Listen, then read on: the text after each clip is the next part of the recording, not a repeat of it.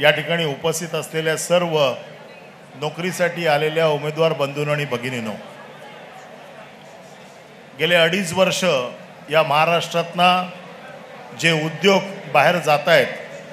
आणि त्याबद्दल आदित्य साहेब आपल्या प्रत्येक पत्रकार परिषदेमध्ये या सरकारवरती जे आसूड ओढत आहेत आणि ज्या पद्धतीने महाराष्ट्र सरकार या महाराष्ट्रातील तरुणांना बेरोजगार करते, यावरती शिवसेनेच्या वतीने नुसते आरोप केले जात नाहीयेत, तर त्याचं उत्तर देखील द्यायची जबाबदारी ही शिवसेनेची आहे। आणि त्याचं उत्तर आहे की महाराष्ट्रातल्या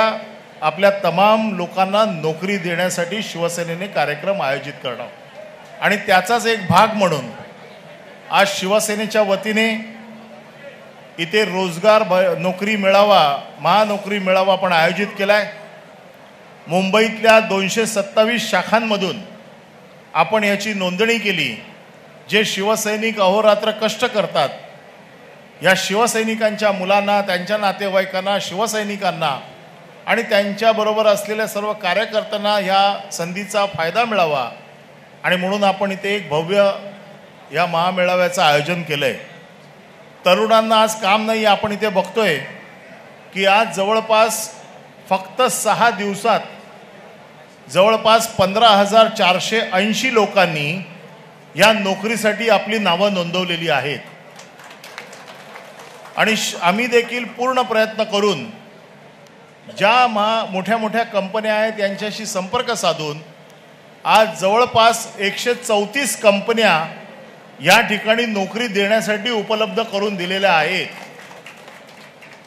आणि आतापर्यंत फक्त 12 वाजेपर्यंत जवळजवळ 6,000 लोकांनी रजिस्ट्रेशन आतापर्यंत केलेलं आहे आणि त्यांचे इंटरव्ह्यू चालू आहेत। साहेब, ह्याच्यामध्ये हा एक फ्लोर असे 3 माळ्यावरती इंटरव्ह्यू चालू आहेत, म्हणजे टोटल आपले 4 माळ्यावरती 160 स्टॉल्समध्ये हे इंटरव्ह्यू चालू आहेत आणि आम्हाला पूर्ण खात्री आहे की आज आम्ही शिवसेनेच्या वतीने किमान 12,000 लोकांना तरी नोकऱ्या देऊ असा मला विश्वास आहे, कारण या 12,000 नोकऱ्या आम्ही अगोदर कन्फर्म करून घेतलेल्या आहेत आणि म्हणून मला हा विश्वास आहे की शिवसेना नुसती आरोप करत नाहीयेत। साहेब दररोज बोलतायत, आदित्य साहेब दररोज याच्यावरती बोलतायत, पण सत्ता नसताना देखील शिवसेनेच्या वतीने हा एक असा प्रयत्न केला गेलाय की मुंबईतल्या आज किमान 10,000 लोकांना नोकऱ्या देण्याचं काम या शिवसेनेच्या वतीने होतंय